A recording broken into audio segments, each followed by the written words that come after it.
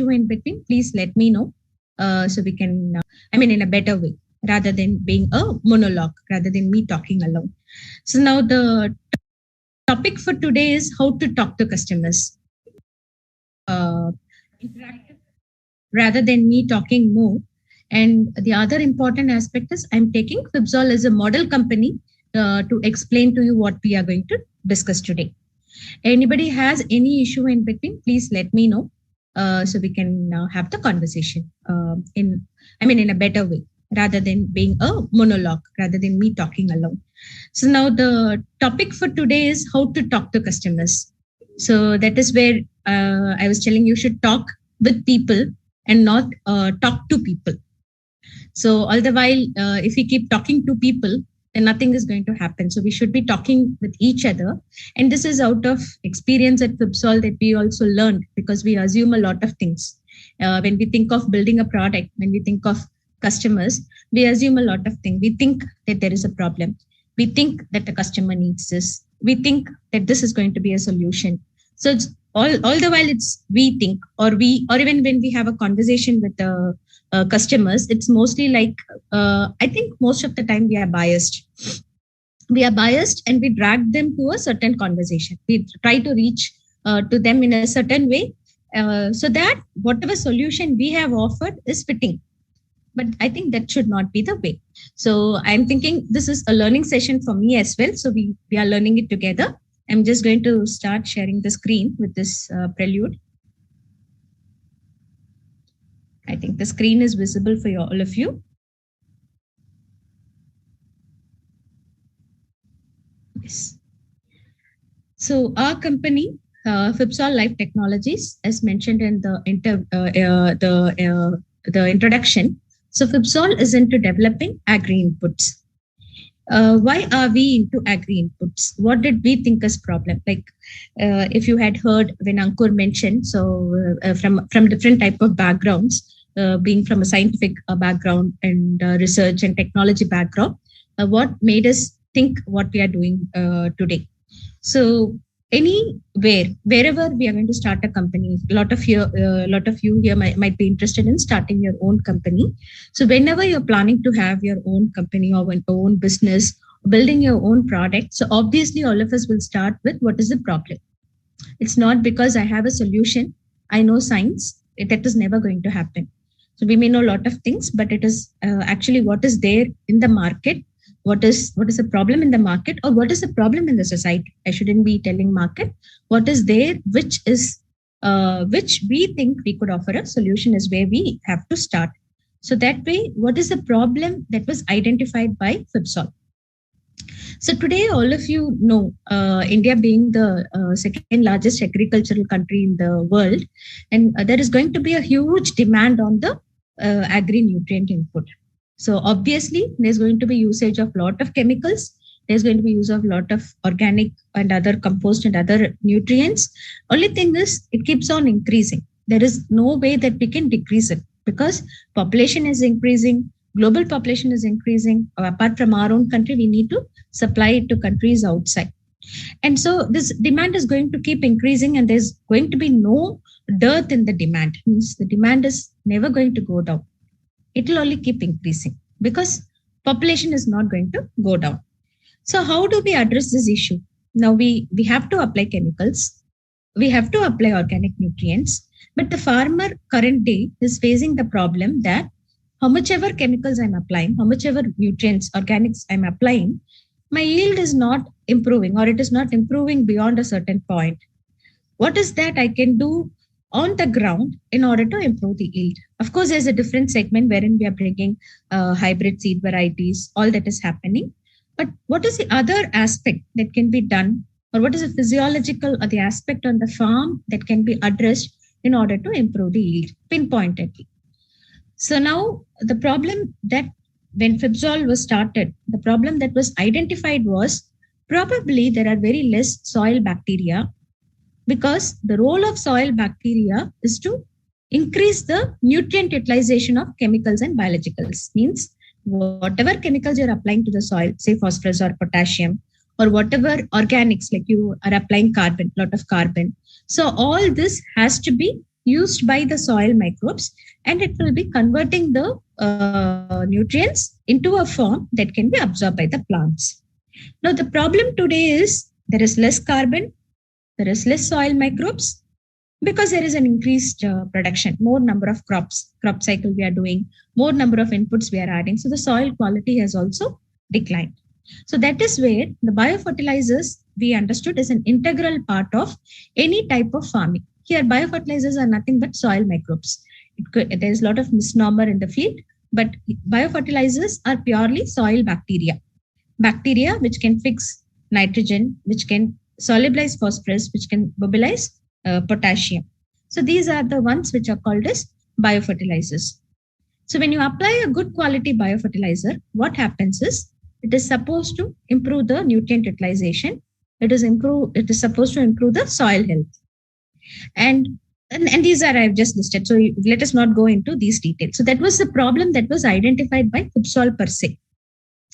Now, this is an opportunity for us. So what we have understood is there are biofertilizers. Now, these biofertilizers have to be provided so that chemicals can be absorbed properly, organic, that is a carbon content, can be utilized properly, and then be converted into nutrients for the plants.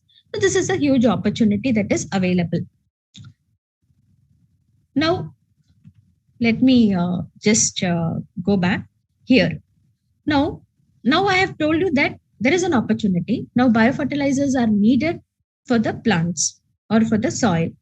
But biofertilizers are already available in the market. Then what is the problem? How do I really understand? I felt that there is an opportunity initially, but now there are a lot of biofertilizers available in the market. And there is the problem coming in. The problem is whatever biofertilizers are available in the market doesn't have the required organism in the count recommended. So government is telling, say, you have to apply 100 million cells for an acre. But biofertilizers in the market are not able to provide that 100 million cells. Now, what is the challenge there? Like I made a table, like I'm just explaining it in simple words. See, is it the problem with the producer? Is it the problem with the government? Is it the problem with the technology? No, nobody is wrong. The problem is not the manufacturer, not the person who stores it, not anybody. The problem is the bacteria itself. Like you and me, like I cannot survive in a very adverse environment. Similarly, bacteria also cannot survive in an adverse environment. So today we are making bacteria, we are putting it in some type of carriers and trying to give it to the farmer. But the problem is the bacteria is not comfortable. It doesn't want to stay alive. I'm not comfortable, so I'm going to die. So that's what the bacteria is doing. Now, my opportunity is also that the team knows science. So that's where your expertise have to come. Now, do what you are good at. Anybody who does things, they are supposed to do what they are good at. That will help us a lot. Of course, we can take help from other people, but start with your own expertise, with your own knowledge on the field. So now we know that there are technologies which can actually make your bacteria stable. And we can actually make the bacteria stable and you can make them alive for a longer time. And you can give them in a better count. If this technology goes to agriculture, will it really help? So that is how we started building our products. So identifying the opportunity is one thing. And the next thing is the 5 why. I think the 5 why technology, the psychological thing everybody knows by now. So this is important in building your product as well as identifying your customer. For all things, this 5 why technology is very important. Like in our case, the problem identification. Why biofertilizers are not used by farmers? Because they aren't seeing results. Why the farmer is not able to see the results? Because the bacteria in the biofertilizer is not stable. Why the bacteria in the biofertilizer is not stable? Because the carrier is not supporting it. Now, why the carrier is not supporting it? Because the carrier itself is not up till the mark. It needs a lot of process like sterilization and other things. Why can't we do that? We can't do it because it's costly. Now, why is it costly? So that is how. So then it is costly because they are all bulk. They have to be sterilized. If we can give a lightweighted, a biodegradable, a better carrier, the problem will get sorted. That is why we arrived at, like in the introduction, Ankur rightly pointed out, we developed the lightweight carriers. So this is for identification of your opportunity, your problem, your and also this helps in identifying your customer segment. So the 5 whys is a good thing. Why is the farmer not using it? Because it is costly. Now, why is it costly? Again, it goes to the same thing. Then, which is the segment I should be targeting, even within the farmers? So that is how you keep arriving upon your whom should you be targeting? Why is it costly? How can I bring the cost down? So most of the things, most of your customer identification, your customer target segmentation, market segmentation can be arrived with your 5 why technology. This is a very common technology, right from your relationship building to your scientific. In fact, even in science, this is a very, very good principle to use, because most of the time you will also understand what to be doing next, the next step of your experiments. So most of these things can be taken care of by using this 5 why technology. Now, coming back to, so now I told you that we have identified the problem. So we had an expertise in order to stabilize them. Now, we need to understand whether this is really the problem and this is really an opportunity, and this is what my customer is really looking at. So that is where we have to start talking to customers. Now, when you start talking to customers, it is not like talk, as I told you earlier, don't talk to them, talk with them, be a part of them. So go to the, see, most of the times, if the urban people we are urban entrepreneurs. In that case, I think if we are into the agri segment, definitely we are supposed to travel to the farm, stay with them, understand it. I don't know how many of us do that. For me also, it was very difficult, because being from a scientific background, even trying to understand farming took me some time. But even now, I'm learning. It's not that I have expertise in it. It's such a huge science. It can't be learned in a single day. So you go sit with them, you have a conversation with them. And most of the time, while breaking the ice, don't ask the farmer, what do you want? Don't start with what do you want? Don't ever ask with a direct question. So these are all principles of your marketing and customer identification, but I'm not going into that. I'm not an expert in that.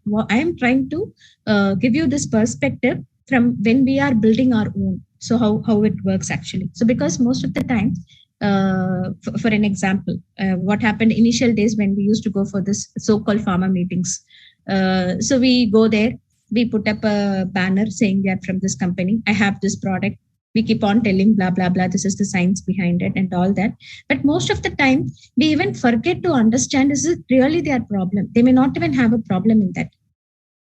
They say that we have enough inputs, or sometimes it's very surprising. Some remote villages, I have understood that people don't even put any inputs. It's very surprising, but they still get a good yield, especially in the foothills of the Ghats. I think if any South Indians are there, they would relate to what I'm saying. So the land is so fertile that sometimes they don't even put anything into the soil. So in that case, their requirement wouldn't even be adding additional chemicals, adding additional manure. It wouldn't be that. So that's the reason I'm telling, always start with. So in that case, what happens is, the problem is that is not even my segment. That's what I'm trying to tell. So that is not even where I should be going and putting in my efforts.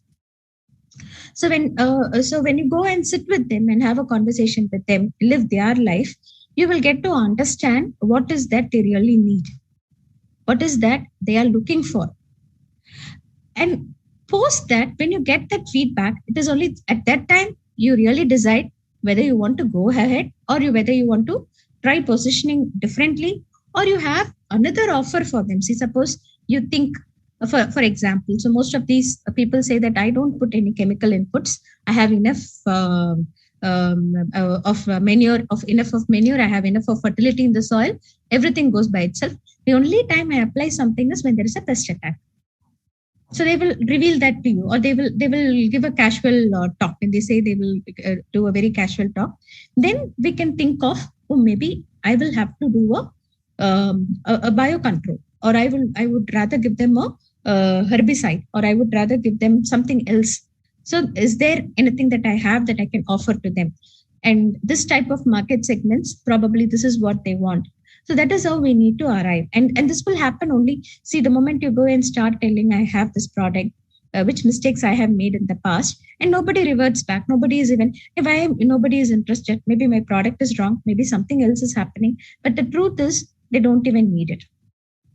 That is when you should understand that we should talk with the people rather than talk to the people. So I think this is one important lesson that we have learned in the journey, and this is going to help all of us in any segment that we are. So the next important thing, like how to talk with people. So let us now, I have told that we are talking with people. We need to take their feedback. We need to understand them. Now, how do we really have to talk with people? So one thing is, don't tell them, I have this, I'm going to offer you this.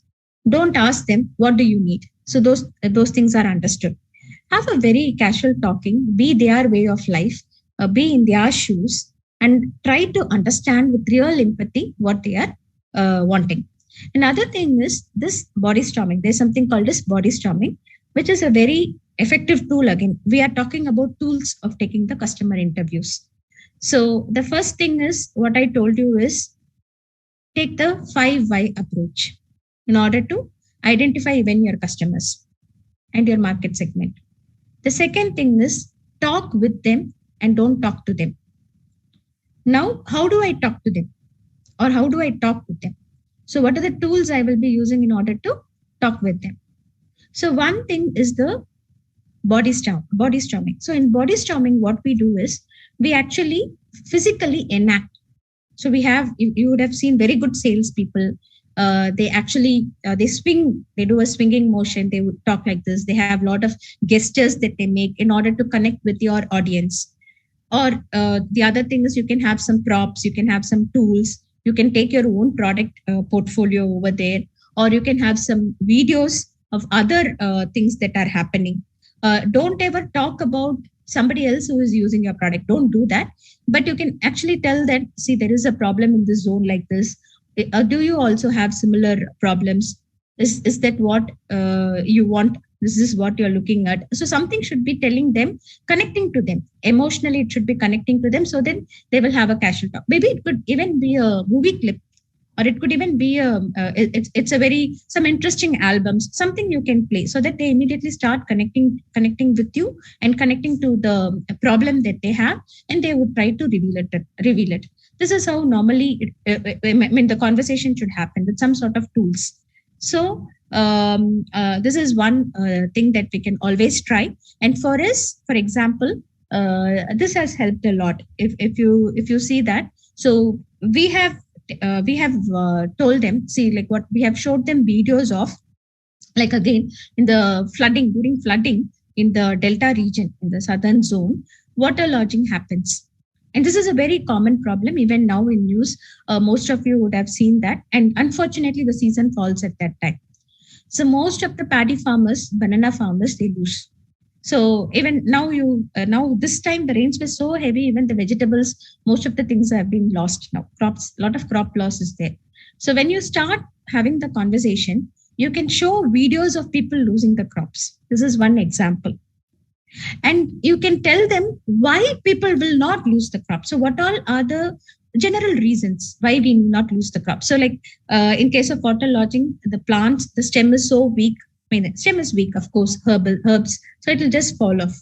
Rather, if you can give a solution so that it can actually resist the water lodging, if there is some variety of crop that can actually stand even when there is a flooding, or if there is a product which can make your stem so thicker that it can stand while flooding.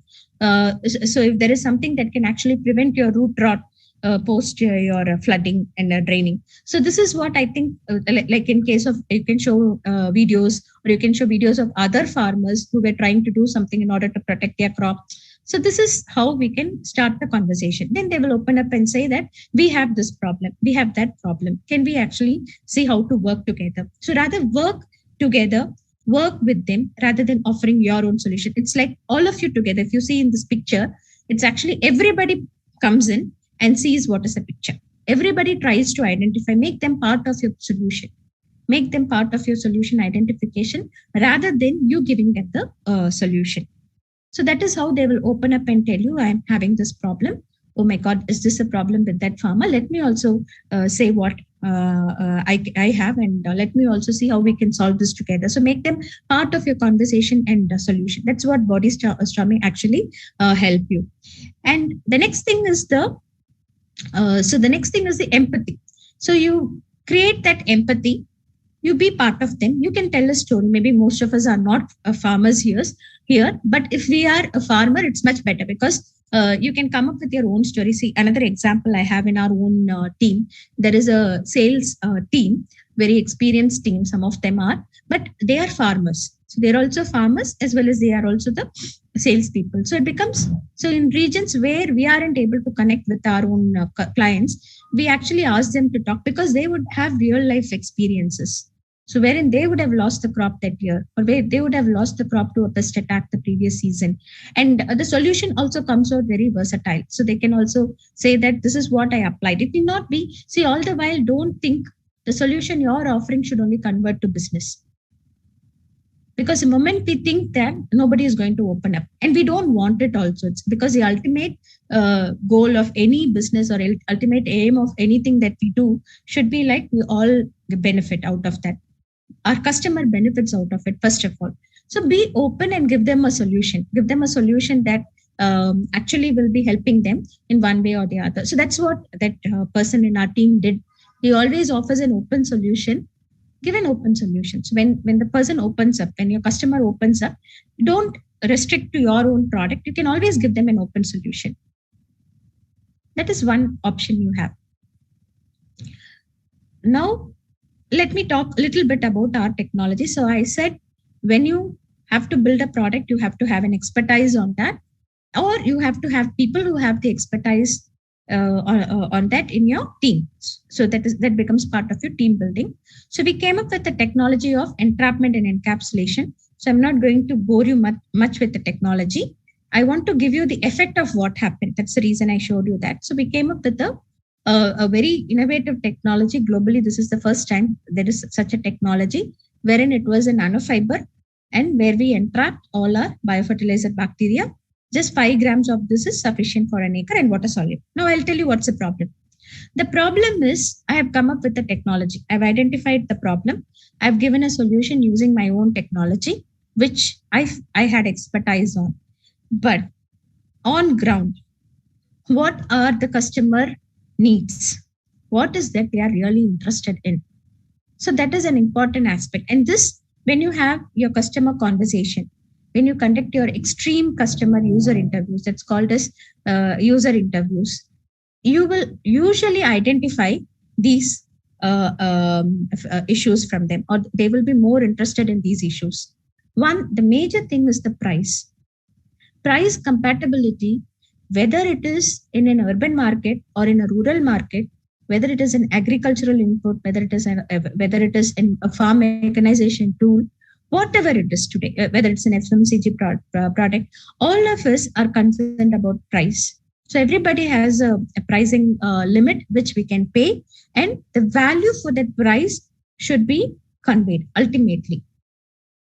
You can build great products. You can build products that you love the most. Whether customer loves the most, it has to come from the extreme interviews that we are going to conduct. The first thing you will understand is the price. Now, I'm spending 5,000 rupees on my farm input. If I'm a cereal grower, say a wheat or paddy, or this is on my input alone, I'm going to spend so much. What is that amount in this price that I will be able to give to some other product, and what will be my effect?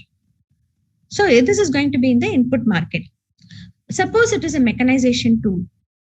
What is that I will be investing in that, so that I will be able to match? I mean, I'll be reducing my manpower, reducing my some other cost that I'm incurring, maybe a truck cost that I'm incurring, something else.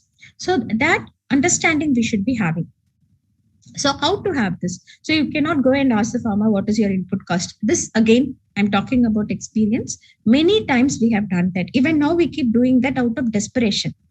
But that will never come out unless until, again, being with them. So you go to them, You sit with them, say for even 10 days, 15 days, or you have a proper farmer in your team. I think that is much better.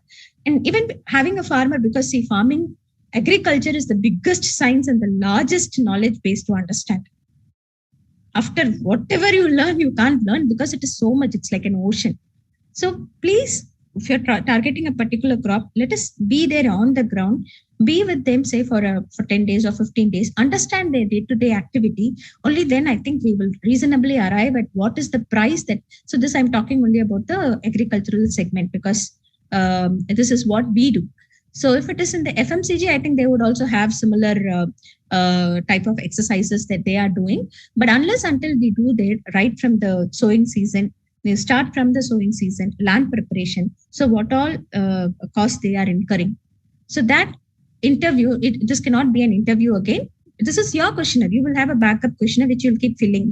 So we have made. I'll explain that one by one. But now, so pricing part you have to understand very clearly, because no farmer, this is their bread and butter. And any marginal farmer, even a medium scale farmer, cannot. And ultimately, everybody are going to be that. Through whatever channel they are reaching out, going to be a marginal farmer or a farmer higher than that. These are the biggest share of the agri segment. So that becomes very important for us to understand. Next is, I have a product. I built a great product. Okay. Now I go and tell them, you put this mistake also we made. So my product is a very small one. I have only 100 ml of my product. Okay. I went to a rain-fed zone. In the rain-fed zone, no water, no bore wells nearby, nothing is there. Now I went and gave them this product. I told them, I was very happy, thinking I'm saving logistics cost. It's such a small thing. They can just put it in their pocket and they can move. But what I found is, in that rain-fed zone, the farmer struggled to apply this product, because 100 ml of the product he has to apply in 1 acre. How many barrels of water should he be taking inside? So he had to dissolve this product in the water. The other issue is, biofertilizer product has to go in a region where there is little amount of moisture in the soil. And it should be going either in the early morning or in the late evening. People who understand biologicals will know this. So this application issue is there.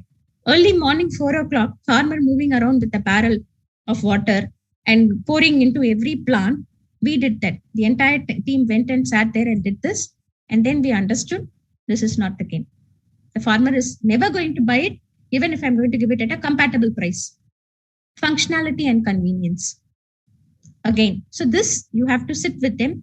Conducting interviews is one thing, but only when we start doing the demos, even our interview books get filled. Then the interview book comes, the next level. In a dry land and rain-fed zone, application of my product is very difficult. Now, what alternative I'm supposed to do? So that is how my questionnaire gets filled. And then the answers start coming. Now, the next thing is reliability and sustainability. So I'm just explaining each of these with small examples so that it becomes easy. And these are all real life examples. So I'm quoting FibSol for whatever happens. Now, when I say reliability and sustainability, the pricing and functionality and convenience all comes into this segment, which means the farmer has to get repeated results. And also there should be a sustainable outcome that he gets. This is true in any segment, but I'm talking only in this agri segment. So when I say reliability again, I go to the farmer and tell him, see, suppose you can mix it with chemicals and apply this. Okay. Now the farmer believes us and he mixes it with chemicals and he applies it, because that is more he can do it. Because if I'm telling him, okay, you apply this one day, you apply this chemical fertilizers 1 week after, it's very easy to tell them something like this. But what happens is, that is not a sustainable model, because the farmer will not get manpower. The farmer has to spend one more day doing the entire work, which nobody is going to do, or it's not possible for them. Let us even leave that nobody is going to do. So whether our product using this application, this functionality is really reliable, whatever we are claiming, is it really going to be reliable? So that understanding has to come. So talk to the farmer, understand in the entire 60 days or in the entire 120-day crop that he's going to do, when and all he's going to apply his product. How does he apply that product? Only then you will really understand where you can improve your reliability, and where you can improve your sustainability of your product. And next is, what is the risk reduction that you're giving him? One thing is, you should know definitely your product is not harming them. The other thing is, if you can give him added benefits, that is an advantage to him. And of course, there is an empathy and there is a design which the farmer would like to have. Normally, farmers, I now understand, they like bulky bags. But we are trying to change the mindset. At Fibsol, we want to give ultra lightweight products. So that is a different thing. And of course, next comes the efficiency of your product, the performance of the product, and whatever information you give them. So I'm only going for the major points on how to apply, what other information you can give along with it, what other support you can provide provide to them. And the last but not the least, the accessibility. How much you are accessible, how much your product is accessible in the market, where can they get the product, how can they get the product, and whether they can have a range of products. So this is another these are the points you have to concentrate when it comes to customer needs. And most of your questionnaires that you're building, you may not have a single day answer, but that should be leading you to this information. So you should be trying to get most of these information when you talk to the farmer. When I say variety of options here, there was one example that happened. So when you go to the farmer, we built a product portfolio for the nutrient segment. So we said we have a list of products which can take care of your nutrient inputs. But then the farmer asks you, then when should I apply the pesticides? And do you have anything biological for the pests also? So the question starts like that. So they would be happy if you have an option, if you could tell them, yeah, I have that, I can give you that. So this is the thing. Now after this questionnaire, now when you start filling in these questionnaires, so this is an exercise that will be taking some time. It is not that when you start the business, you can have a lot of questionnaires. But when you walk through your business, you will understand most of these will be changing. Priorities will be changing. So it will keep moving. But in most cases, these are the needs, and this is what our questionnaire should be addressing. Now that I've told you pricing, compatibility, functionality, EC, and other things, coming back to our first product. So we started with our fiber products. Now what happened was the fiber products we understood was having a real issue, both in case of cost, application. See, because people started asking me, see, now there is no water at all. How will I apply this fiber product? So a lot of questions started coming, and the pricing was becoming really unmatchable. So we had to go up with quickly take a shift and go up for a gel-based product. That is what we built. So that is the reason this customer interviews, the feedback helped us a lot, really what they need and how we have to address.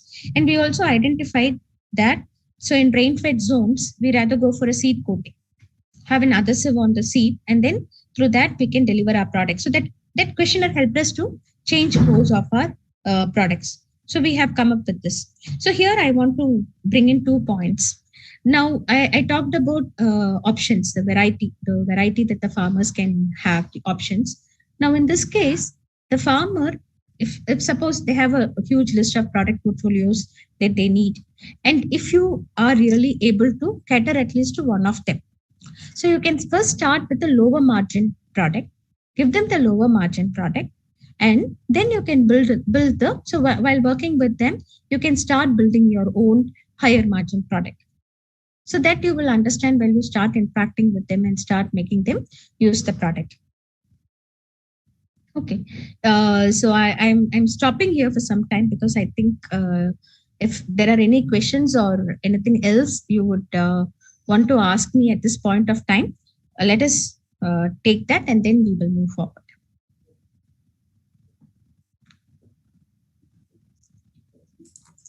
Thank you, Dr. Kavita. I'll ask everyone to go for the questions on chat box or raise your hands. Yeah, Anil Rana, I'm going to give you mute rights. Okay, come on. Good afternoon, ma'am. I am Anil Rana. I'm a farmer based in Himachal Pradesh. Yes, just looking at your products. So, do you have these products for, I can see paddy and oil-based. Do you have it for wheat also? Yes, sir. So let me just explain to you. Now we have a Fibsol cereal product. So cereals, in the sense, it's wheat, paddy, and all other things also. So we have a cereal based product also. And I'm looking at this that you made the product very handy, 10 ml in place of 5 kgs. So once we use this product, of course, I assume there are bacteria, some kind of good bacteria in this. So do we have to replenish them again and again, or can we have some sort of an environment where the bacteria can survive on their own? This is a very good question, sir. So one thing, let me talk about natural farming for some time. Natural farming, in the sense, less amount of chemicals. Today, that is what is possible. I am actually doing natural farming. Very good, sir. Very good. Very good. Very good, sir. So if we aren't putting any chemicals at all, in the sense biopesticides or any that sort of chemicals, or too much of your other nutrient chemicals also, in that case, bacteria can survive. So the ones you put them, and then you keep manuring them. Manure in the sense with cow dung, with good manure, compost, vermicompost. So you keep applying such good manuring, you can actually leave the soil. You don't have to keep replenishing them every time. The problem is doing culture, like you multiply the bacteria. You don't even have to do that. I've seen people do Amrita Karaisal Panchakavyam. So in Tamil Nadu, we call them Amrita Karaisal Panchakavyam. I think North also has a similar term. They actually enrich the soil with cow dung manure, cow urine, and all that, jaggery, lipids, and then you grow them. Actually, if you have enough amount of good compost, that's where you should understand. Now today, what is happening? People compost, but they compost halfway. So even before the C/N ratio is normalized, even before that is because of the dirt, that is because of the demand they need. So half composted material, and sometimes what happens, even cow dung, raw cow dung is being put into the soil. That shouldn't be done. You compost it properly, see that it is having enough moisture, it is having enough C/N, the correct C/N ratio, bring it, then you put it in the soil. With this method, you can actually keep growing your bacteria in the soil itself, without even your enrichment process. Enrichment is one thing I'm always worried. I'll tell you why. Because what you're enriching, we don't know. When we do it in a scientific, in a technical environment, I know I'm putting this bacteria. This is what I'm growing in large quantity, so I'm giving it back to the soil. But when you do it in the soil, in the farm, in a very uncontrolled environment, so you put a handful of soil, you put your cow dung manure, you put everything. And I've also seen recently, I saw even one product which said, you can sterilize your barrel, pressure cook it, and then they actually pressure cook the nutrients, I think the jaggery and other things. They cool it down, then they put the inoculum and start growing. They were trying to replicate the lab model in the farm. But with all that also, with so much of precaution we take in the labs, there is still contamination. And that is the main reason biofertilizers don't work well in the field. It's pure scientific reason, nothing else to do with the quality of the manufacturers or something. So with that amount of uncertainty, if you start growing bacteria in yourself in the field, we can't promise, because what may happen is you may be growing the wrong bacteria. You may be growing a virulent bacteria. You may be enriching a virus or a bacteria which is causing disease. So that should be avoided. Rather keep maintaining the soil, that is better. Ma'am, what I gather is because most of the farmers are not aware about biofertilizers. Yes. I think. Yes. It is a missing link. It's a missing link. We missed it long back, and I think that is the reason. We'll take a question from chat box now, Dr. Kavita. Yes. Anil, I request you to mute yourself now. So cropinfo.in is going to ask about low dose inconvenient in saving transportation and warehousing cost. However, if these are also convenient to USE by farmer, means measuring on field with the help of labor, etc. and application. I'm not able to see this question. Are you able to see the chat box? I'm able to see the chat box. I'm just seeing which question. Low dose is inconvenient, right? Yeah. I think he's answering something, or I don't know. Else we can take Shubh Jyoti's question. I'm starting from first. That would be easy. Shipra?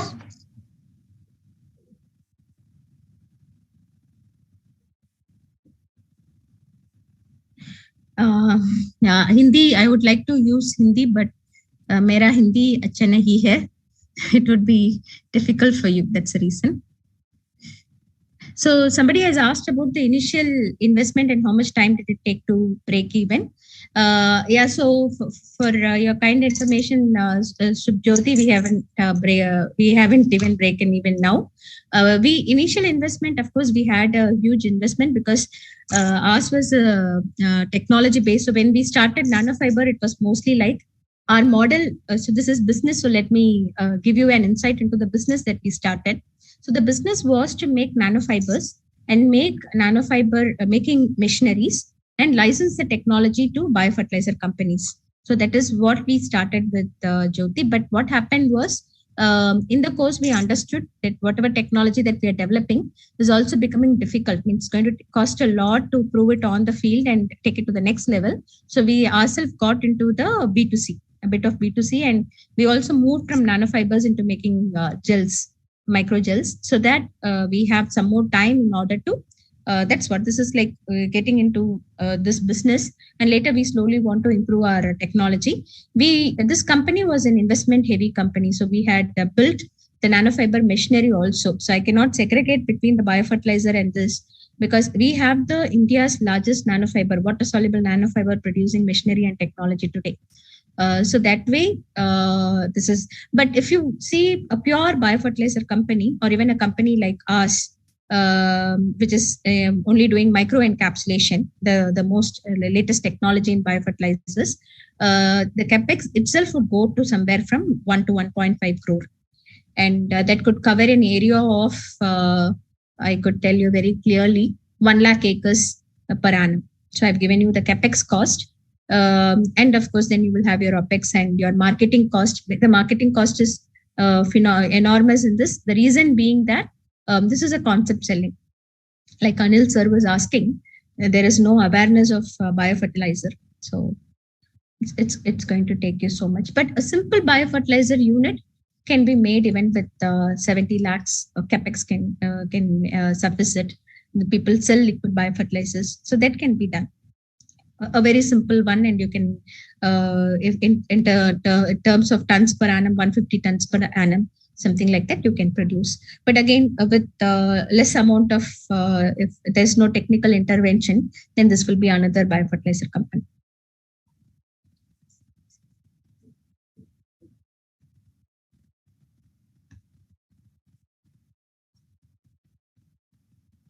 How to grow business how to talk with customer once you're advertising online. So Mr. Anurag, I'm taking your question. So see, when you are a bit established and when the customer knows that what you're going to, what you're supplying, and you have some visibility on the ground, that's how I'm taking this. And how to talk to customers. See, this is basically like, you will have to, so there are very recent models that have come in agriculture. So there is something called as the agripreneurs. There is something called as the, now we have the FPOs and we have the FPAs, right? So it is through them that you have to keep talking. So I understand, talk with them. That's why I said talk with them. See, rather than directly going and telling them that this product is available, this is what we are doing, keep on promoting our products. Even the normal WhatsApp groups, you can start sharing your customer feedback. So it's like people would have used your product. So start sharing that customer feedback to them. Send us videos. You can send voice recordings, and you can send pictures, even pictures of how your product performed and how the other product performed. The other important thing is, apart from this, you can start giving them information. I think this happens in a lot of agricultural WhatsApp groups that I've seen, that people keep sharing a lot of product info, and they also keep sharing a lot of about the seed varieties. A lot of write-ups keep going on. So you can do something that is pertaining to your company. The only thing is how to make it attractive, how to connect with them. So if in a particular region there is a particular pest attack, so you can come up with some solution to that pest attack. So keep talking to them in the group that way. Social group in that zone you can use. You can actually create some annual or a monthly meeting with the farmers in the zone where you have already used this testimonial audio video, etc. That's what when I'm saying. I think Crop Info keeps responding to my questions. So that is a way you can keep on conversing with them, and only see to that it becomes bilateral. So I'm also learning along with you because this is all what we are also experiencing. So because most of the time there's WhatsApp groups also, there are a lot of unwanted information that starts getting shared. So if you have to come out of that and be very focused, then there should be somebody continuously monitoring this WhatsApp group from the team, from your team, and then we keep educating them on various things. Shall we take hand raised questions? Yes. I think Sharad has hand raised. Sharad, I'm giving you unmuting permission. Do it, please. Yeah. Good afternoon, Dr. Kavita. I think for the first time I got educated on the biofertilizers. Okay. And looking at the pouches, I could really see that the way you had a very good packaging. It looks like your tomato ketchup packages. Exactly. And this is looking very attractive, whether customer buys or not buys, but the presentation of the product is excellent. Thank you. That is one compliment to you. Thank you. Another aspect of what I want to know on the many a times I'm from Maharashtra, Vidarbha region specifically, and the people are very familiar with the NPK granules usage and pesticides which are popularly produced by United Phosphorus like or BASF or DuPont like this. And these are the I would say customized product or a customary product, not customized, but customary products farmers are familiar with. We being you being new into this segment like fiber soluble or this biofertilizers, which are not very popular, and you also have experienced similar issue. So customer and farmers rather I'm saying customers. So farmers, how do you get them convinced these biofertilizers are really useful over granules usage? Number one. Number two, what is the longevity of this product? And if you see in Maharashtra, the temperature is going up to 45 degrees centigrade. In summer, it is 50. And somewhere your slide says it is 35 degrees centigrade. It can survive. So how does that can overcome? Okay. So let me take one by one. Like you rightly said, pesticide industry, chemical industry is a huge industry. Of course, there is no competition. We can't. That is one thing. And second thing, and you should use some basal amount of chemicals and pesticide whenever there is a requirement. Definitely has to be used. Biofertilizers are never a replacement for chemicals or organic. That we should be very clear about. They are going to be supplements of whatever we are going to do. Because if you see recently in our neighboring country, there was a very drastic decision that was taken, but then it had to be revamped.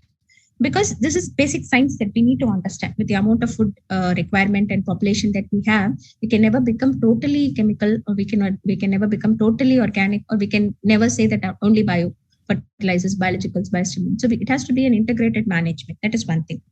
Having said that, how to make people understand biofertilizers or how to make farmers use biofertilizers, I definitely agree it's a very big challenge, and we are of course facing that challenge. That's why when somebody said, are you breaking even? I said, no, not now.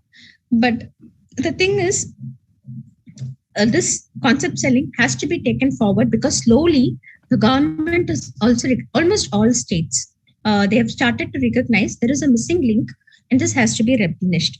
And this has been happening in various states even long back. See, like Tamil Nadu Agricultural University has been producing biofertilizers. And also we have something called as MBRLs in our state, like main biological research laboratories. So these laboratories, they are producing biofertilizers and they keep supplying it.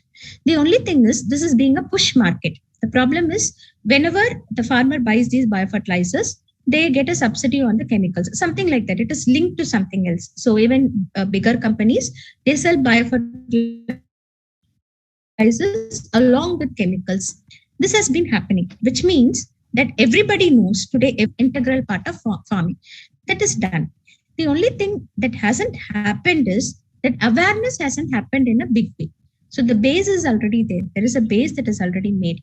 So how to create this awareness is where the challenge is. And very few companies like us are trying to break that ice. So what we are doing at FIPSOL per se, what we are doing is, we are, even with the agricultural university trials that we have done, we have taken plots wherein we have used 50% of chemicals along with our products. We have used manure along with our products as a testimony, even scientifically, to prove ourselves what we are saying. And in all cases, the results have been good. It has been 20 to 30% yield improvement. Now, the same thing has to be replicated in the farmer zone. So we have to choose progressive farmers in the zone, make them understand this, and then we need to actually demonstrate this. Only from there, we are able to take it forward. This we are doing today. And the other method is there are very good farmer producing organizations that are coming up, farmer producing aggregators that are coming up, that are working with native seeds, that are working with organic inputs, and even they are interested in actually reducing the farmer input cost. So today we are actually working with such entities in order to make them understand. And initially it is going to be a lot of burn to really make this people understand this and take it to the next level.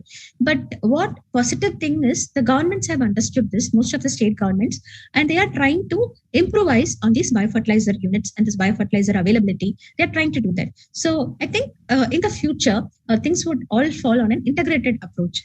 Even bigger companies have started to realize this. So slowly it's going to turn into an integrated approach of chemicals, biologicals, and then your organic inputs like manure, humic acid, and other things. So I think this would quickly come up on.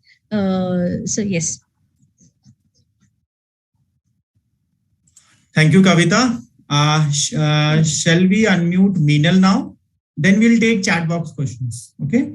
And I'll request everyone to ask questions related to topic of today's session more. Yeah, it's mostly looking like it's all biofertilizer questions. Yeah.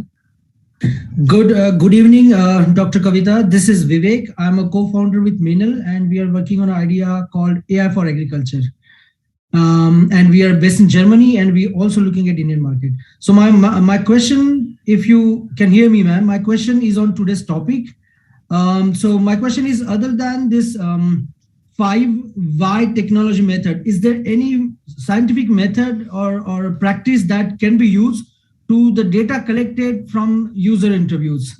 For example, we can use the double diamond strategy from going from idea to product, right? So is there any method that we can apply on the data that we have collected from customer interviews? Sorry, Vivek, I can't help on it because, see, I'm going by the general experience method, because the analytical part of it, I think, should definitely come from companies like you. That would be really helpful. But I can give you an overview of what we are doing today. So we have 5 types of questionnaires. So the 5 types of questionnaires are, one is the market questionnaire. In fact, I would be happy if you can give me a solution on this, because I have identified this on the broad angle, or the team has identified this. And we are today physically or mentally trying to collect the data and understand where we should position ourselves. Now, if you see, the first thing is called as the market data. The market data, in the sense, it will be like overall. It will be like this particular region. Say, if, for example, let us take Tamil Nadu. In Tamil Nadu, what are the highly agricultural active regions? Like if you take here Coimbatore, Tanjavur, Trichy, Trivandrum, so such regions. So we first identify those regions. And from those regions, the questionnaire would be, it will start from how much is the agricultural land acre coverage? What are the different types of crops? And what is the each crop segment coverage? So I'm just giving you an example of how we have started and how we are working. If there is a tool, it would be really helpful, because we are definitely looking forward for it for a scientific approach, which we haven't built or we don't have the expertise at. But what we have understood is all this is going to help us in going forward. So that much we have understood. So if you see, okay, that is the first part of it. And once we have identified and what are the most active, the highest crop coverage that zone, the next thing is the climatic conditions. Like what is the weather condition there? What is the soil condition there? What is the water quality there? So it goes on like that. The next questioner will be the environmental factor. And the next questioner is the real farmer data. So you ask the farmer, that is what we discussed in this entire session. The farmer interviews, like what is that they are putting in, what is their input, what is their biocontrol, what are the challenges that they are facing. So all that would be the next question. The next is the crop data per se, like which product gives what result. So that would be an entire different segment. Like suppose the farmer is using a POP. In that case, what happens to the soil parameter?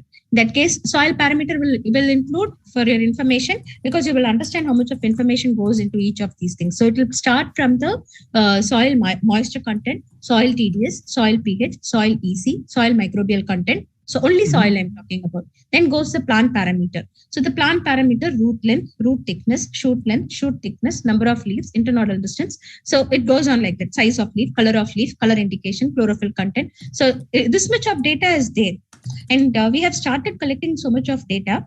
The thing is, we have the data, but the question that you asked, how do we actually collect the data and how to come up with a reasonable thing? We are also facing a challenge. If you can help us, that would be really good, but we can work together.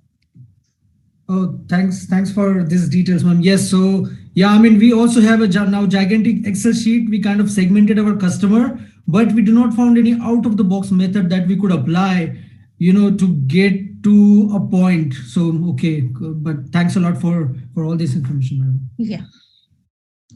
So quickly, biofertilizer can be used in hydroponics and aquaponics as well. And ours is water soluble. So you can just put it and it will just solubilize. And that is one advantage of our technology. How to identify or judge the quality of biofertilizer. So today, Fertilizer Control Order, which is the apex body of the fertilizer business, actually has come up with 4-5 parameters by which they will judge the biofertilizer. One is the count of the biofertilizer. How many cells are there? Live cells per ml or per gram of the product. That is the first thing. And how much of contamination, means unwanted other organism is there, that they will check and tell you. The allowed quantity is less than 10 to the power of 5. Less than 10 to the power of 5 is actually 1 lakh. 1 lakh contamination cells can be there. The third thing is the pH of the product, whether it is acidic or basic. So it should be neutral. Then the fourth thing is the moisture content of the product. So that they will do. And the fifth thing would be the general weight of the product and the recommendation. What is the quantity of the product per acre recommendation? So with these 5 parameters, they actually they certify whether it is a good quality biofertilizer or not. Of course, the organism also is getting included, whether it is that particular organism. So this is how today the government does that. And internally, we have a lot of other parameters by which we can make it more sturdy. Is Fipsol NPK different from from N-gel, P-gel, K-gel? No, sir. Both are same, because now what we have from the user feedback, we have actually combined all 3 together. So it becomes easy for application. So that's what we have done. The farmers are definitely interested. Ankur, they actually are definitely interested on the path of the progressive farmer. That is why I mentioned our marketing strategy, or even our customer relationship starts with the progressive farmer in every zone, and that's taking us a lot of time. But I feel that is a good way, or that's the only way available. And today we aren't going by the dealer network. It's too early to use the dealer network for us. Yes, crop info, that's the right question. Low dose is very uncomfortable for the farmers. It's very inconvenient. But the only thing is, today, whatever liquid biofertilizers that are available in the market, or even the other new products that are being launched in the nano segment, they are coming in quantities that cannot be applied directly, but has to be mixed with water or mixed with soil and then applied. So the way of application is going to change. And if drones are going to be used in later, I think this would really come handy. And even today, we are telling on the field, they can dilute it and then use it. So I think that would start becoming handy because the way the application is going to change, lightweight products are going to be useful in the future. So biofertilizer per se is not organic certified, sir, Akhilesh. So biofertilizer is made organic or inorganic based on the carrier that it contains. So today in the market, you will see biofertilizer mixed with lignite, peat, talc, etc. We have two types of products. So one product, we have a general biofertilizer. The other product, we are actually, it is organic because we are using 100% natural polymers in it. So whatever carrier and whatever input, even your media components and other things, decides whether your biofertilizer is organic or inorganic. So in India, we have an apex body, APIDA, which certifies them, and there are a lot of agencies which do that. So we have got it certified by NOCA. EcoCert is one more such agency. There are a list of, you can go and check APIDA, you will get to see all the organic certifying bodies there. So that is there. And you will also get a list of what is considered as organic and inorganic, and it will be very surprising. A lot of ingredients we are thinking is organic is actually inorganic. So there's a complete manual on that too.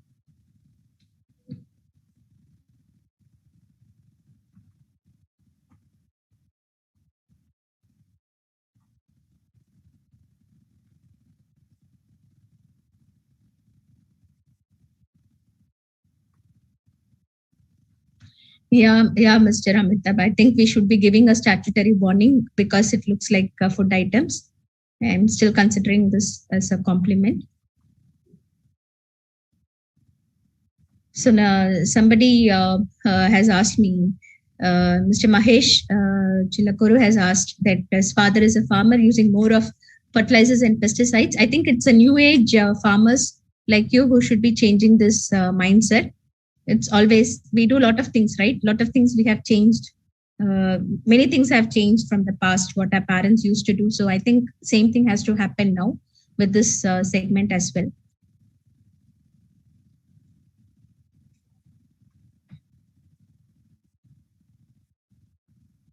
There is somebody who has asked, Amitabh again, definitely we can mix it with vermicompost and biochar. Biochar is a technology that is spreading quickly, and it provides the right C/N ratio. It's a good composting material as well, compost material as well. So we can definitely mix it with that and give it. It's very good actually. It's much better when you mix it with vermicompost and biochar. Biofertilizers function the best.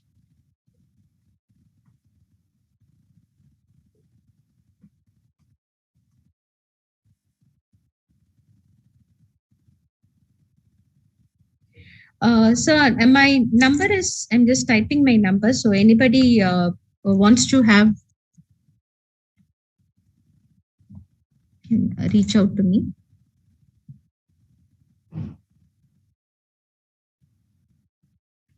I think I've answered all your questions, whatever was there in the chat box. Anything else is there, you can raise your hands. Please raise your hands or type your questions, and please go relative to the topic we had today. So if nothing else is there, so let me just finish what we were discussing. Like if you see, so narration, what are the other points that are important in order to get the customer feedback? So most of these are there in the, I don't want to go it like, I mean, do it like a management class because I'm just going very field specific and Pipsol specific. So one thing is the narration of the product, create a story. Like Dr. Kavita, sorry to interrupt you. So Chaitanya is asking, how do you approach customers and talk to them if you can't physically visit them? You should definitely visit. Okay. If you can't physically visit them, okay. So one thing, what I would suggest, Chaitanya, if you can't visit them, you should definitely have somebody who can visit them, and especially in this segment, in the farming segment. I'll tell you why. All this thing, I also don't feel like, personally, whatever may be the reason, I don't feel like traveling. I don't feel like comfortable moving out of even the lab, leave alone going to the farm. That is how I was. 8 years back. But one thing what I have understood is it is nobody like you. You are the one whomsoever is starting this entire thing, the vision that you carry. Only you can actually, you have a different perspective to everything you see. Whomsoever is a founding team, their perspective is totally different compared to what others. Even if you give your ideas to somebody else and ask them to go and collect data, the way you do it, nobody else can do it. It's like a mother will only know when the child is hungry or what the child needs or what the child is trying to communicate. Exactly, our clients are like that to us. It took me so much time to understand this. Maybe you may think I'm talking overboard, but I really started feeling that because when I am on the field, what I understand is totally different from when somebody else is trying to convey what I want to say. It's not that somebody else is less intelligent or somebody else is, people may be more intelligent than you, and we may be the most dumbest person in the team. But the connect that we want to make to people, the thing that we share, the empathy that we share with them, that is at a total different level. It will make you see things that nobody else sees. So what you see on the ground with the customers is very important, especially in the farming segment. So I think there is no alternative. I mean, you can conduct webinar, you can conduct many other things, but being physically present with them. Another example, if I have to tell you, see, I've been so close with. I'm born in. I mean, my maternal town is in the Delta region from Tamil Nadu, where I normally visit only for my vacations. I've been brought up in the cities all my life, but I never. Our own family had farms, but we never visited there, or I never had that interaction. But once I started in this field, and once I started working with people, I went back to the zone. The maximum time I spend there is not with my family, it's only on the farm and the farmers, which I have never done all my life. So after so many years of my living, I understood that I had wasted a lot of my time. When there was, the reason is now it is like, even if I don't go now for some meeting or something, they ask like, where is she? Why hasn't she come back? So that the connect that you make with them, so they the questions they ask, you understand it better than anybody else.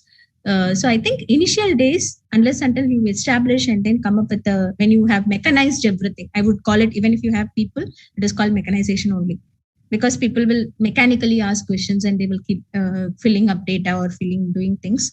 Till then, I think there is no option left. I have heard from one investor at one particular point of time in agriculture sector and agri entrepreneur, the first 100 meetings you should definitely attend. That is a passion, and that is when you will understand the business. So there's no easy way to this, whatever it is. Akhilesh, now you can ask your question. I have given you rights to unmute yourself. Yeah.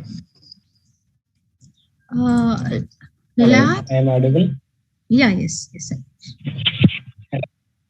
Hello, ma'am. Firstly, thanks for your amazing lecture. And I am working in digital marketing. I am founder of RPS Digital. And I have question for you. How to connect to the SEO and farmers.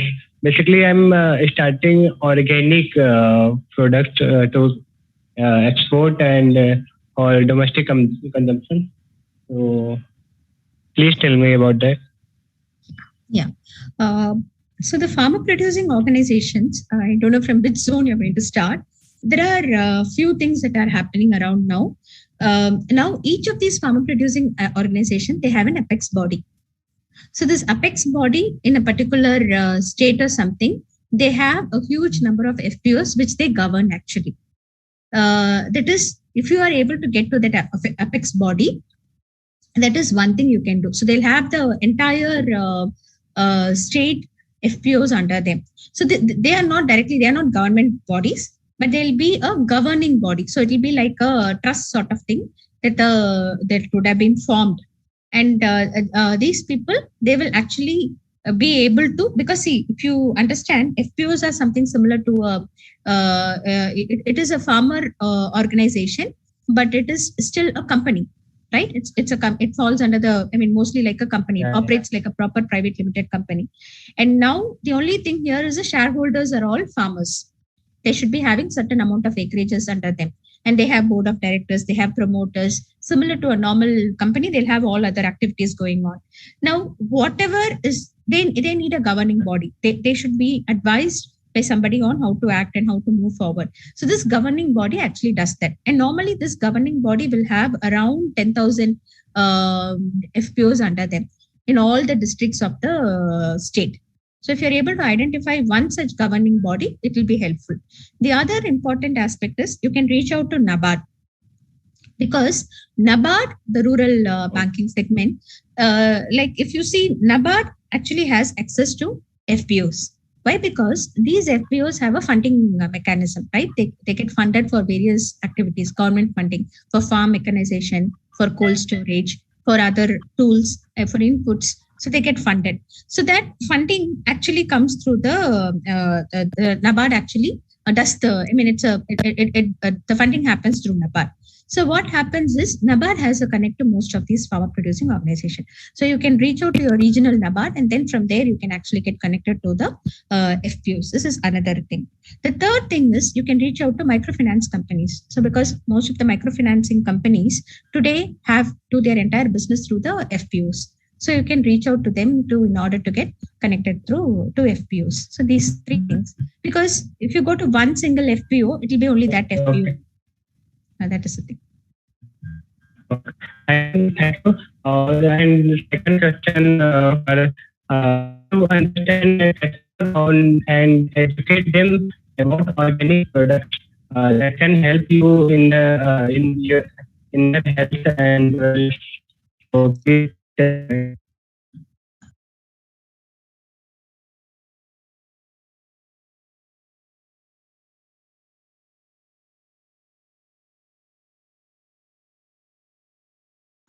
Voice is breaking. Your voice is breaking. You type your question in the chat box, we'll take it. Okay. Mr. Amog, I'll give you rights to mute. Yeah. Hello, ma'am. Myself Amog. I am the founder and CEO of Parent Eco Organics Private Limited. Actually, recently we have launched our brand called Kosha. We deal in solar-dried vegetables, which has a shelf life of 6 months and which really tastes good when they are rehydrated. Currently, we are focusing on a higher class to buy our product. We know how to sell it, but can you point out few points on which we should more focus on while selling the product? Because if we see in the market, there is a trend going on for fresh vegetables, organic vegetables, and everything fresh. Our product is organic and purely organic without any added chemicals or preservatives. So while selling, we are facing a bit difficulty to sell the dehydrated products. So can you just help me out and think some points? Dehydrated, what are the items, if you don't mind? Which are the fruits, vegetables, which are the ones? Hello? He has muted himself. Wait, I'll unmute him again. Hello. Yeah. Actually, we are having every vegetable, but currently I'm having methi, gawar, bhindi, and karadai called vegetables. So we are selling them for daily use in inland, in India, in metro cities. Okay. I don't know your model, but have you tried the B2B clients like hotel retail chains and hotels? Actually, I have approached few hotels, but they are like they sell the product which is very pretty, which seems very pretty and delicious, right? But if we see the dehydrated vegetables, they don't look that good. They look basically ugly. So they are like, and our costing is a bit high because they are pure and organic. So one more question I have: the nutrient content thing you have done, right? Nutrient value. Yes, ma'am. Yes, ma'am. Actually, if we see the nutrient value of our product is similar or more than the normal vegetables, because they are not handled more. They are not handled more. They are just processed, packed, and sent to your house. If you see, the normal vegetables are handled too many times, and they are not hygienic as well. So our nutrient content is very nice, we have good fragrance. There is no loss of taste, aroma, nutrients, anything. Okay. How's your export market? Is it picking up? Actually, we have scope in exports, but I am not focusing on exports right now. I want to sell this product in India only for now. Yes, but I have plans for exports in future. Okay, this is a very interesting startup. I really like this. And see, the challenge today is what you said is right. So the looks is very important. I think that is what. And one thing what you can do is if you can actually prove that there are no pesticide residues or something, which see you have anyway added to your cost, right? So if you can actually come up with that certification or something, or some mechanism on ground to prove that there are, that is going to be very difficult. It will be adding more cost to you. And the only thing I'm really lost. It's really wonderful product. But the thing is, there are few things. See now tomatoes. I think you know the problem that is happening in the south, right? Tomatoes have been they are being sold for such a huge price. Right. Brinjals, all vegetables have gone up and no crops are standing. That is one market you have ready. So this is a time you can rightly pitch in and say that it is the best thing.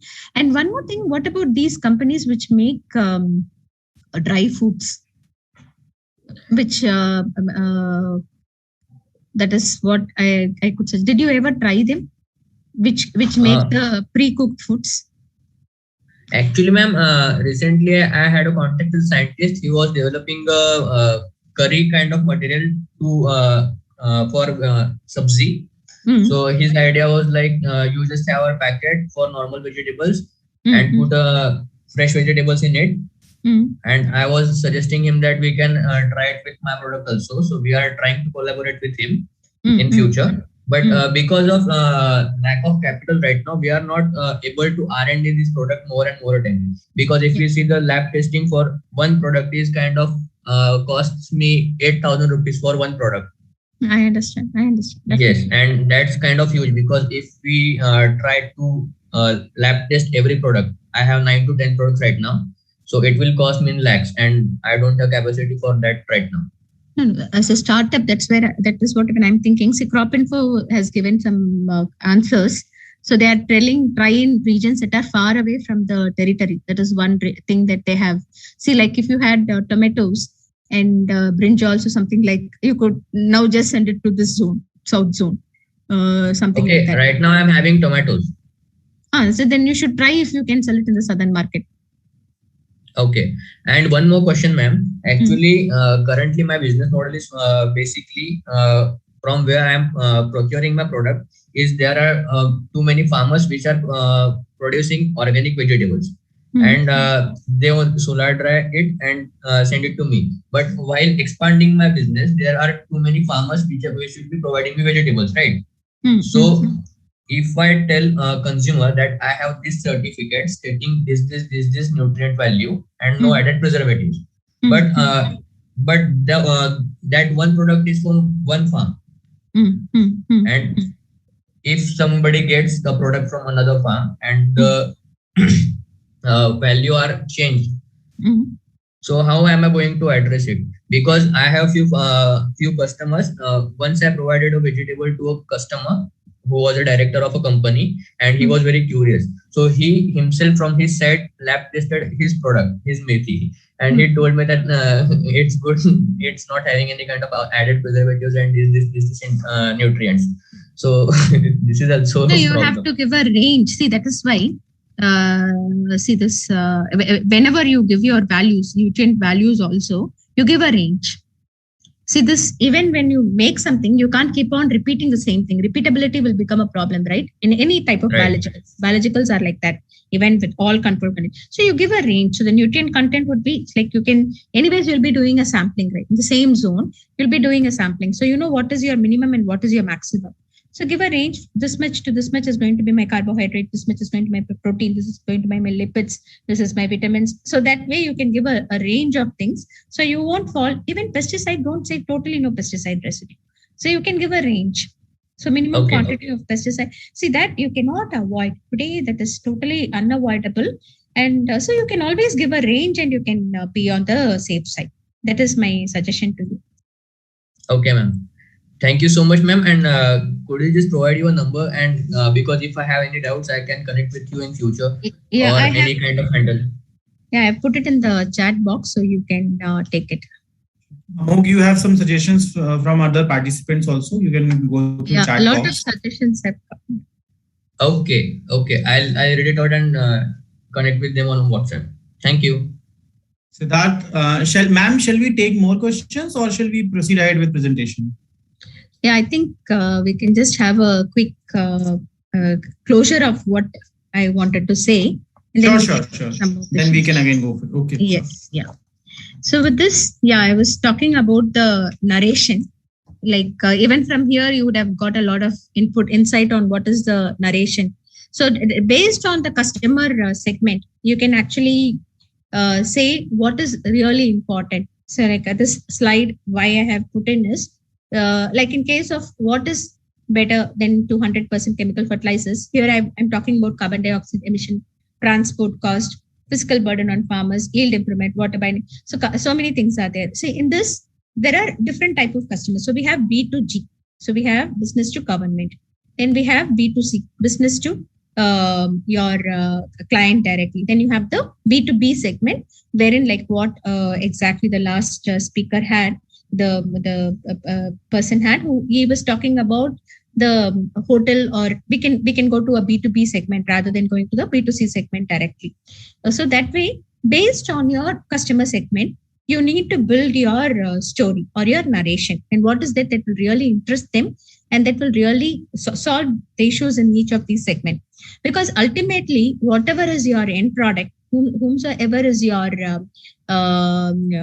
what to say, whom's your consumer, your customers are going to be different, right? The consumer is the person who is going to consume your product, but through whom you sell them, the different channels that you're building, most of them, all of them are your customers. So based on your customers, you have to actually a little bit change the consumer needs also. Like if you see here, we have talked about carbon dioxide emission because the government will be more worried about what is the emission that is happening, how to prevent pollution, how to improve the soil quality. So that is what interests them more. And the fiscal burden on farmers also is something that the government is interested on. And the farmer per se is interested if his fiscal burden goes down. The transport cost is something that is good for the dealers and the middleman, or even your FPOs or FPAs. They will be happy if the transport cost is less. And then the soil quality parameters is good for a environmentally concerned or an organic farmer. So for them, we have to build that story. So based on your different customers, like in the last question that we had, so the appearance is one thing, but the appearance is mostly with the direct consumers, right? If we go to household things, people have that perception. If it is not looking good, the product isn't good, something like that. That is their perception.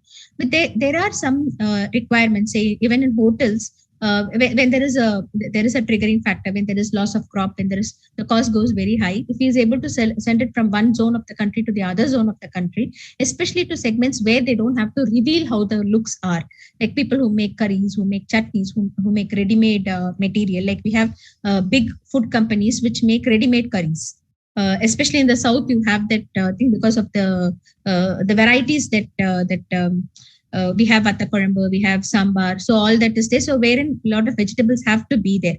So if you can approach such companies, you can change the pitch according to that, narrate your story according to that. And even if it is organic, it becomes more value addition to them also.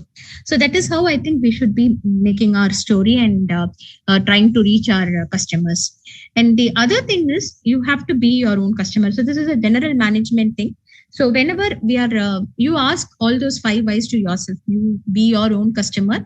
Keep asking them again and again in the different segment again. So if you are a government, what is the requirement? If you are our knowledge is very limited, but even with that, if we are able to start the questions, at least we will know what we should be learning from our real customers. So that is where you should start that. And the next important thing is whenever we are approaching a B2B customer, unlike our consumer, see what is that they want to be in the future. What is really that customer value that they are looking at? What is their value proposition, where they want to reach?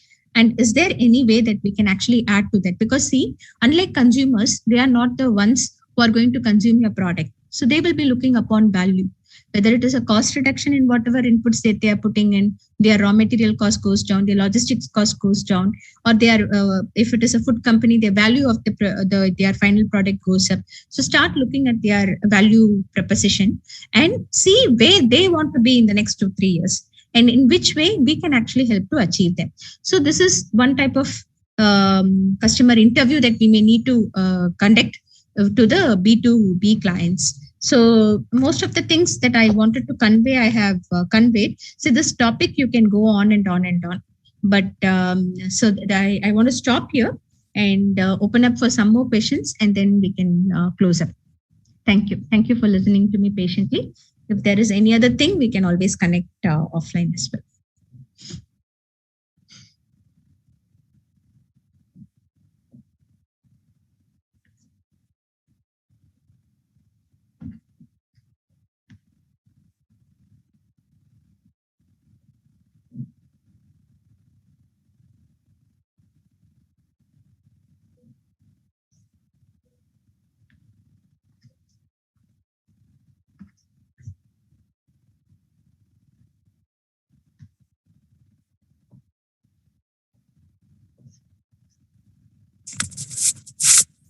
Hello या नमस्ते ma'am. Yes yes mister Anil. Madam मैं chat box में भी देख रहा हूँ और पोसा के जो रिप्रेजेंटेटिव है उनसे भी मेरा रिक्वेस्ट है कि आपके यहाँ पर आपसे पहले भी जो वक्ता आए हैं वो सब इंग्लिश में बोलते हैं, मोस्टली हिंदी में समझने वाले होते हैं। आप थोड़ा बहुत हिंदी और इंग्लिश मिक्स करेंगे तो भी हम पकड़ पाएंगे, अदरवाइज ऐसा होता है कि जैसे प्लेन जेट ऊपर उड़ता है तो नीचे वालों को कुछ पता नहीं चलता है। आप थोड़ी लोकल लैंग्वेज, भले आप हिंदी, इट डजंट मैटर कि आपकी हिंदी का प्रोनाउंसिएशन कैसे भी हो, लेकिन थोड़ा बहुत भी अगर वो हो ना तो आदमी पकड़ सकता है उसको। Very sorry for this, I don't know how much you know, I am from Chennai. कर सकती हूँ लेकिन थोड़ा भी चलेगा, थोड़ा बहुत भी अगर आप बोलेंगे तो हम उसको टेक्निकल अपॉलॉजीज, टेक्निकल वर्ड्स जैसे आप कार्बन डाइऑक्साइड को कार्बन डाइऑक्साइड बोलेंगे तो समझ जाएंगे। Sorry, Mr. Anil, I'll try to converse in Hindi. Yeah. तो मेरा हिंदी में बोलने के लिए कोशिश कर सकती हूँ। थोड़ा सा बेटर रहेगा madam, and sorry for this. No, I think it will become like a Hindi learning session rather than a presentation. See, I did try that. I have been going for a lot of Hindi spoken courses, but still all my life being in southern part of the country. I understand, madam. But बहुत सारे किसान हैं और बहुत सारे व्यक्ति होते हैं जो अपनी लोकल लैंग्वेज में थोड़ा पकड़ पाते हैं। इंग्लिश ठीक है, हम उसको भी समझते हैं, लेकिन एक फ्लुएंट समझते हैं और एक बिल्कुल थोड़ा थोड़ा समझते हैं तो उसमें गड़बड़ हो जाती है। अच्छा, मैं कोशिश करूंगी हिंदी में बात करने के लिए। I'll learn Thank you. Thank you so much. Thank you for the feedback. Yeah.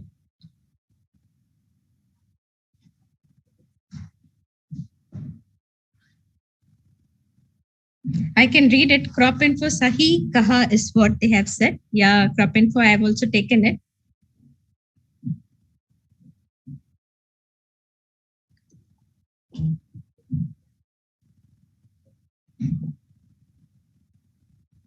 So nothing else is there.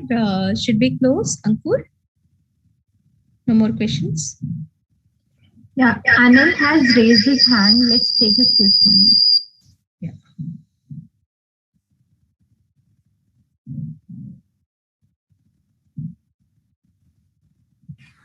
Hello, ma'am. Anil Rana again this side. Yeah. My question is related to this presentation. Basically, as you were talking about FPO, we too have an FPO. We have around 300 farmers associated with us. The problem that the farmers are facing, based on that, we are working on a solution.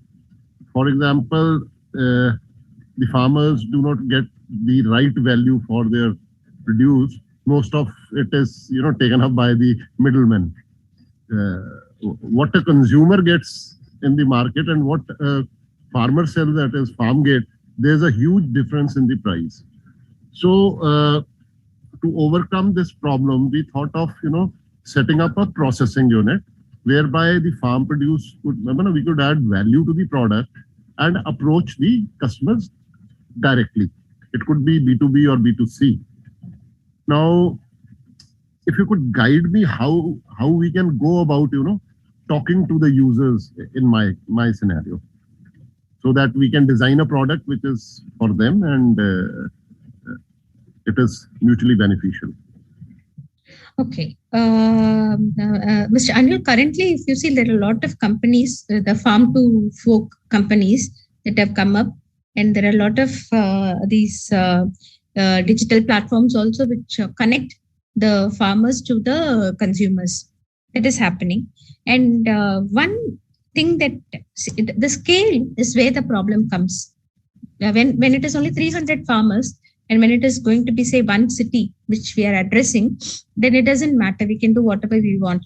Why this middleman approach is always there, or which is becoming inevitable, is because of the scale. So this problem, we are also slowly understanding. It's very interesting to do a business with agripreneurs, with FPOs and all that. But the moment you scale your business, then comes the problem of the middleman is becoming inevitable. You cannot remove them. We need them, right? So it becomes that way. So one solution of whatever with my limited knowledge that I have is, if for these 300 farmers, you're trying to create value, really add to their value. One thing is value addition of the product is something that all of us keep talking about. Like even we had this company wherein it was more of organic produce or a native variety of fruit or a vegetable or a native variety of a cereal, which really brings in a lot of value. So that is one thing. With this type of product, if you can reach out to, there are companies like, if you say it is purely organic, there are few companies which can take up this in a large way. But still, again, I understand one thing. Definitely what price the consumer is getting is going to be at least twice or thrice of what it would have been procured from the farmer.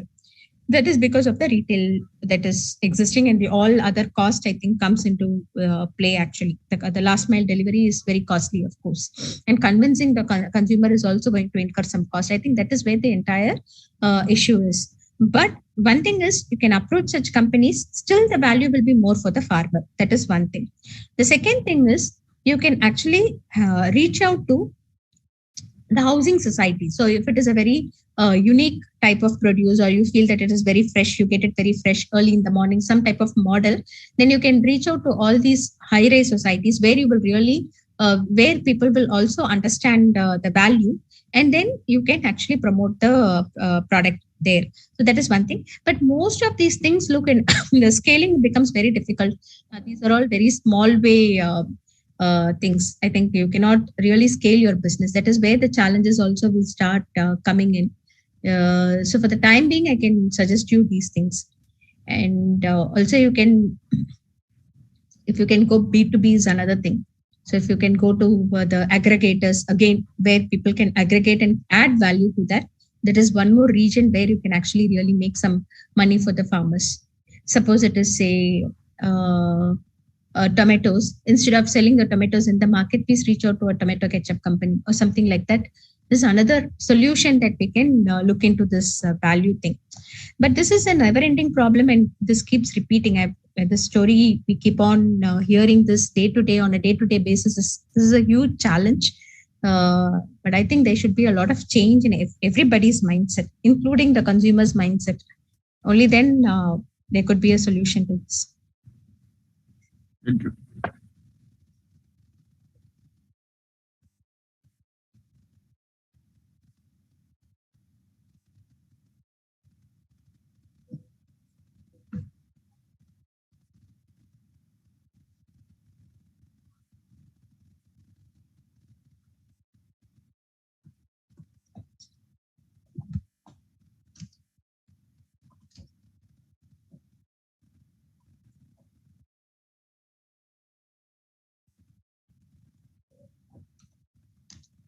So I put in our website the chat box. So anybody interested in taking a look at our product portfolios and the company details, you can look into the website. It's fibsol.com. Is there anything else? Shall we take Siddharth? Yes, definitely. So Amitabh, yes, this is all commercially available, and we have for ornamental and horticultural crops, and we have also mango specific formulations. It's available. Yeah. Siddharth, please unmute yourself.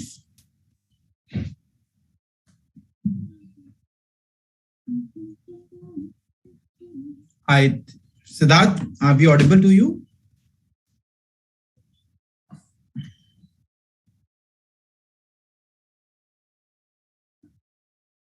I think he's not there. Yeah, we shall go to some other question if left out. Otherwise, we can close session. Yes. Yeah. So if there is no other questions, we will wrap up. Yeah. Thank you, Posa Krishi. Thank you for the opportunity. It was a good learning session for me as well. And thank you, participants, for more insightful questions. And also thank you for bearing with me. So the next time I have a conversation, I'll see to that it's in Hindi. I'm doing my best effort to learn and talk fluently. I will do that. Yeah, definitely. Yeah. Thank you. Thank you, Dr. Kavita. Thanks, everyone. Thank you so much.